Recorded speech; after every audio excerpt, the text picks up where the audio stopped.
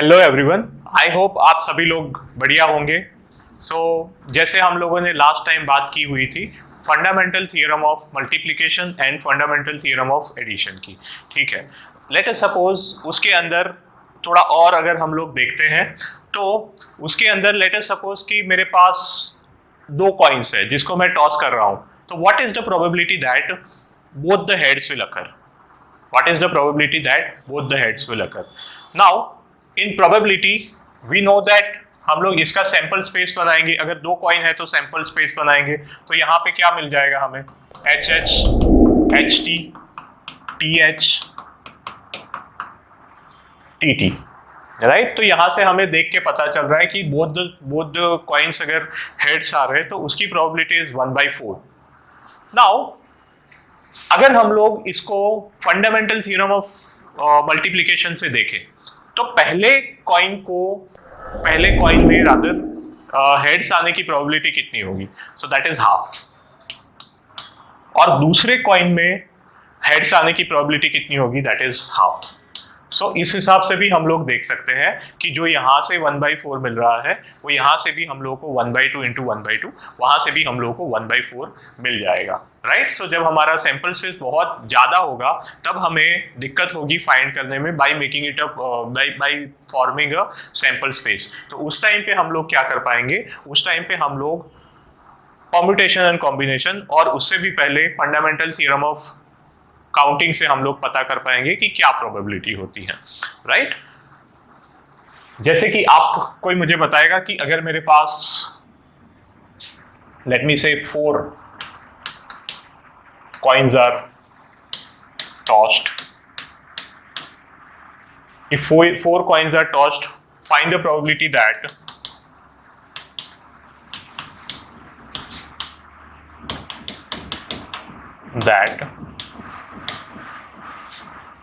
all, let's say 4 are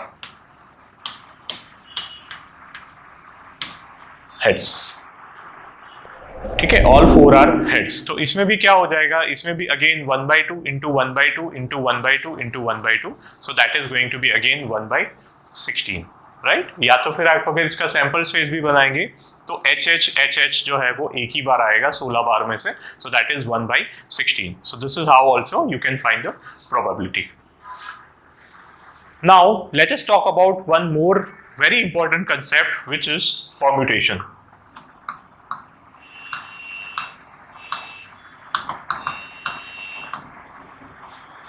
Do you know what is a permutation? Permutation means to arrange. Permutation means to arrange. जब हम लोग किसी चीज को, किसी ऑब्जेक्ट्स को जब अरेंज कर रहे होते हैं, then we are talking about the permutation, right? When n objects are arranged in R ways,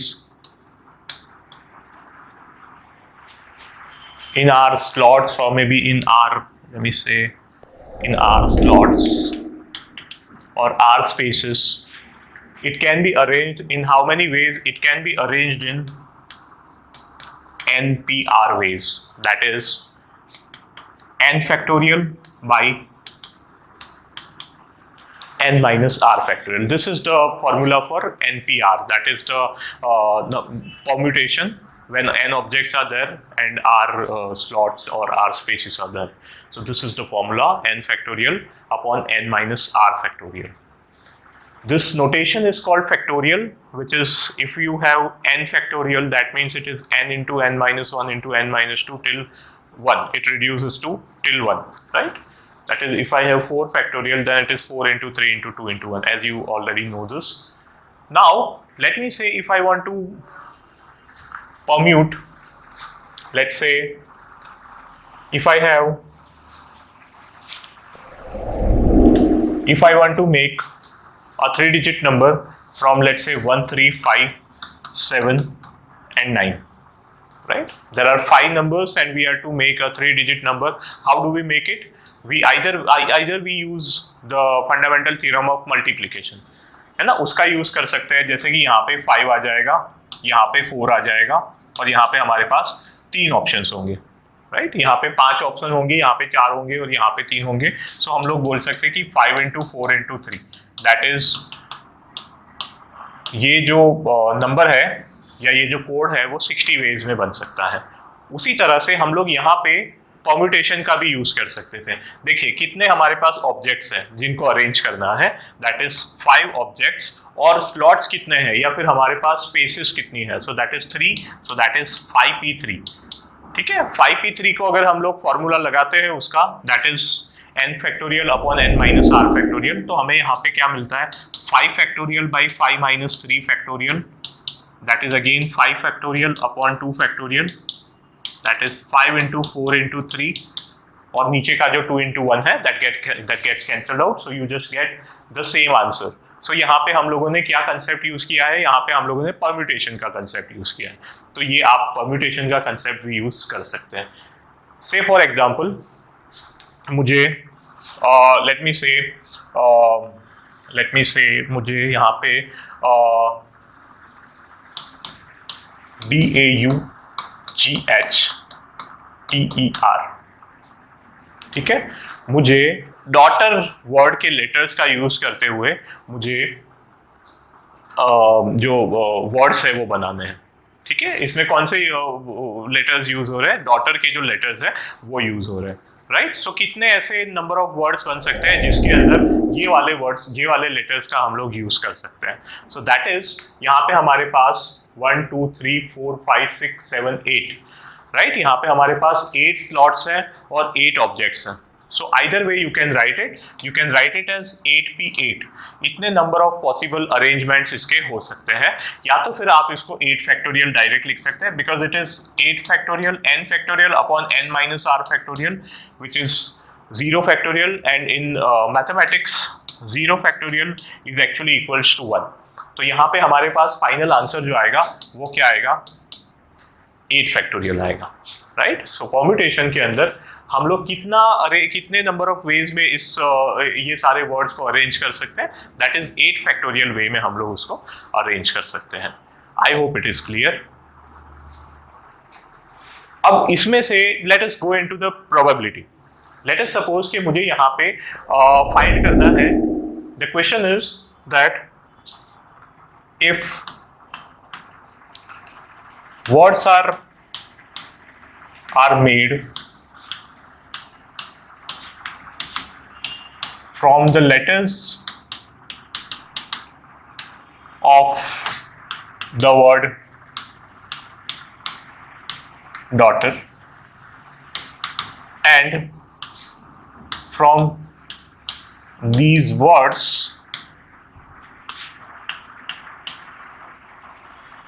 a word is chosen, what is the probability that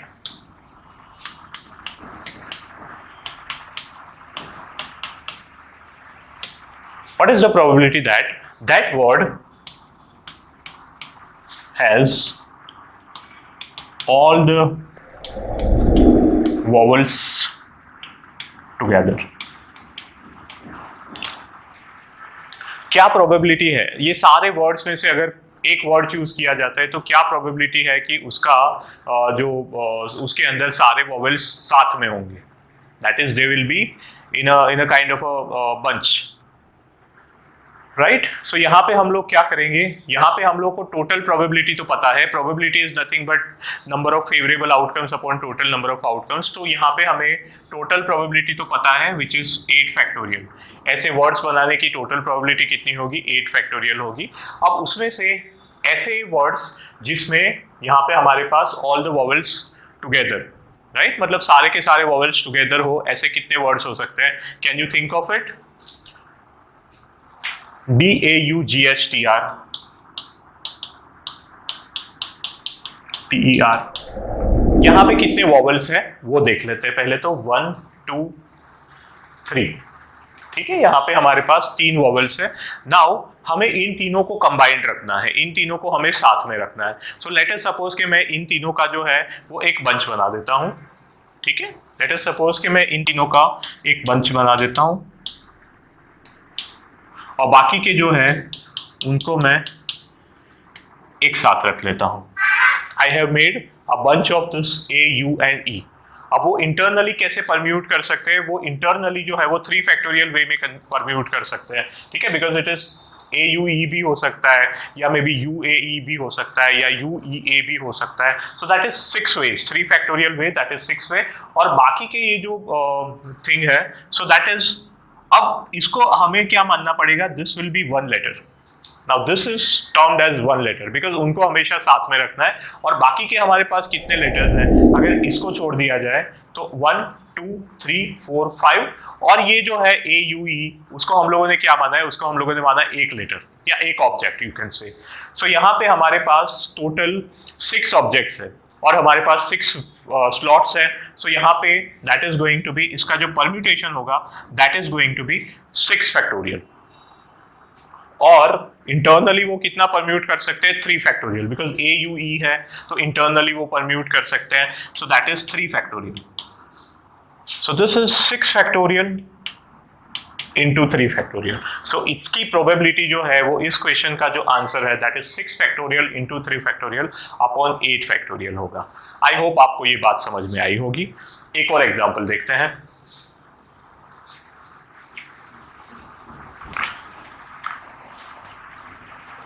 Let us suppose if I have the word, अच्छा, one more thing is, जब आपके पास repetition आ रहा हो, जैसे कि अगर मेरे पास यहाँ पे वर्ड है एप्पल, उसको जब मैं परम्यूट कर रहा हूँ, उसको जब मैं अरेंज कर रहा हूँ, तो number of ways are not actually 5 factorial, right. Number of ways क्या हो जाएंगे, that is 5 factorial by 2 factorial. ऐसा क्यों हो रहा है, ऐसा इसलिए हो रहा है क्योंकि यहाँ पे p और ये 2 बार p रिपीट हो रहा है. तो जब 2 बार p रिपीट हो रहा है तो आपको उसको, you can't write it as 5 factorial straight away because they are actually the same object, right. तो वहां पे डुप्लीकेशन हो रहा है. तो आपको जितनी बार डुप्लीकेशन हो रहा है आपको जो है वो उतना डिवाइड करना पड़ेगा. जैसे अगर 3 बार हो रहा होता तो I would have divided by 3 factorial. अगर 2 बार हो रहा है I have divided by 2 factorial and likewise. You can think of it, अगर यहाँ पे लेट अस सपोज कि वो p अलग अलग होते, एक p1 होता एक p2 होता, तो फिर हमारा जो आंसर आता वो 5 फैक्टोरियल आता. लेकिन अब जैसे यहाँ पे मेरे पास एक वर्ड बन रहा है a p1 p2 le, और दूसरा मेरे पास वर्ड बन रहा है a p2 p1 le.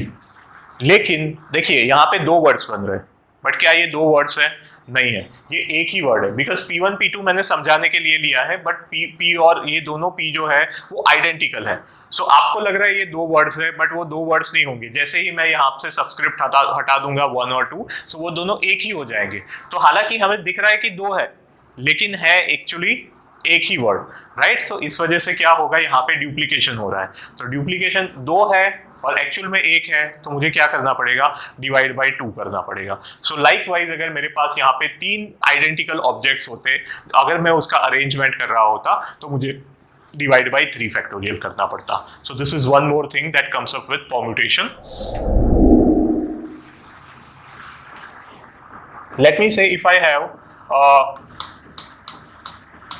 Permutation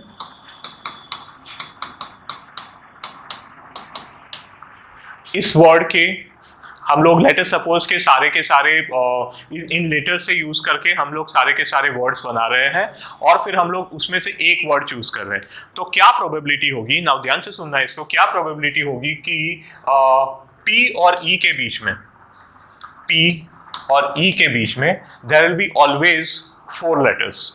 वो जो हम लोग वर्ड चूज कर रहे हैं उसमें P और E के बीच में 4 लेटर हमेशा रहे, एग्जैक्टली 4 लेटर, उसकी प्रोबेबिलिटी क्या होगी, right. What I am telling is find probability that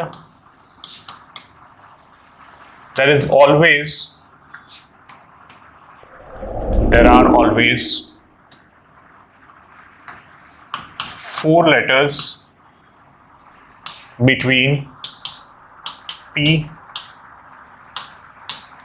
and E. Okay, तो इसकी हमें प्रोबेबिलिटी निकालनी है। तो सबसे पहले तो प्रोबेबिलिटी निकालनी है, इसका मतलब number of favourable outcomes upon total number of outcomes करेंगे यहाँ पे हम लोग। सो दैट मीन्स कि हम लोग यहाँ पे क्या करेंगे, टोटल प्रोबेबिलिटी निकालते हैं। परम्यूटेशन के लेटर्स को यूज करते हुए अगर हम लोग वर्ड्स बना रहे हैं तो टोटल कितने वर्ड्स हो सकते हैं वो देख लेते हैं। So that is 1 2 3 4 5 6 7 8 9 10 11, right? So there are total 11 letters. Now from these 11 letters, how many are repeated? So let's see how many are repeated. I can see that T is repeated twice, and apart from that, is there anything which is repeated? I guess no.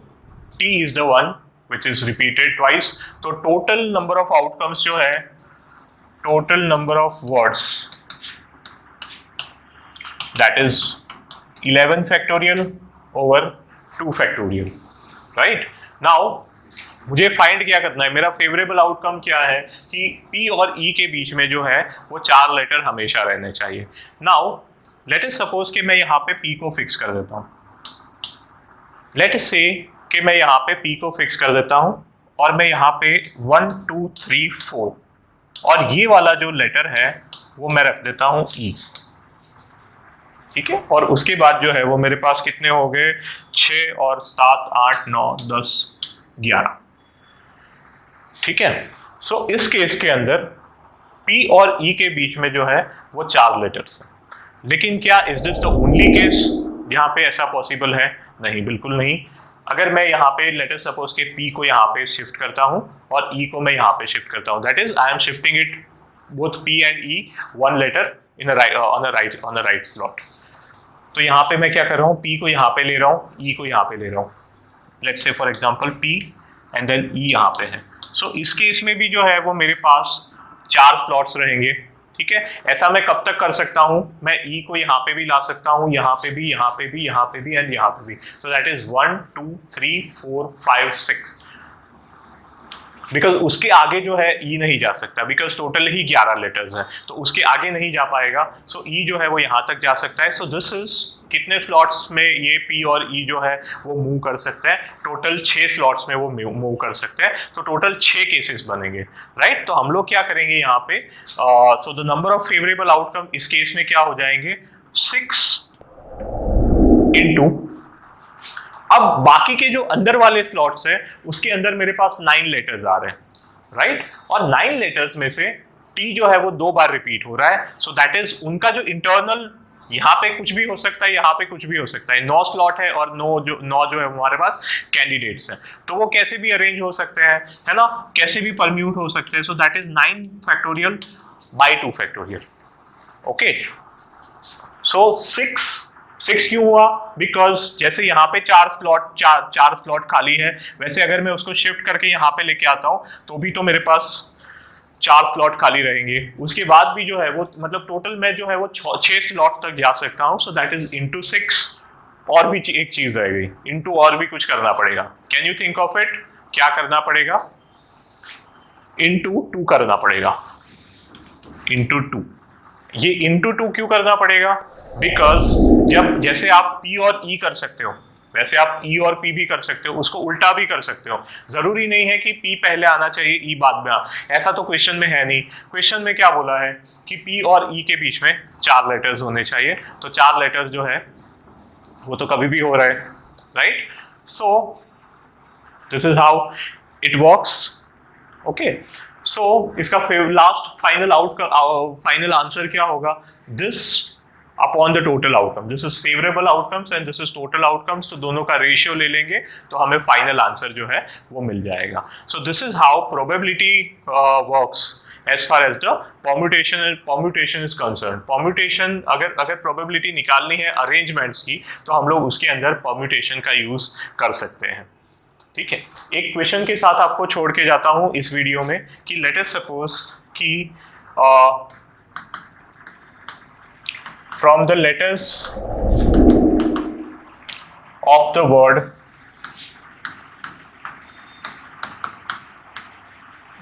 let's say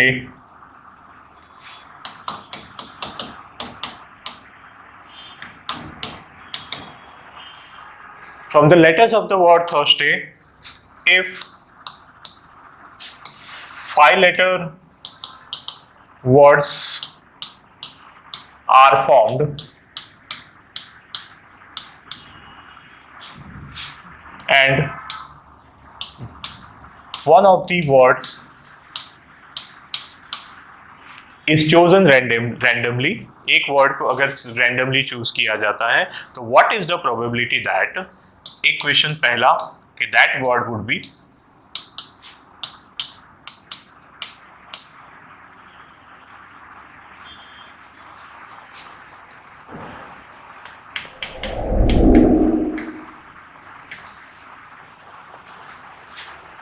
so this is the first question, that word would be HURSY. Second is that word would be starting with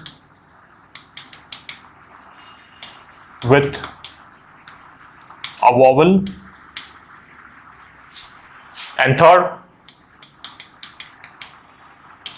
that word would be starting with and ending with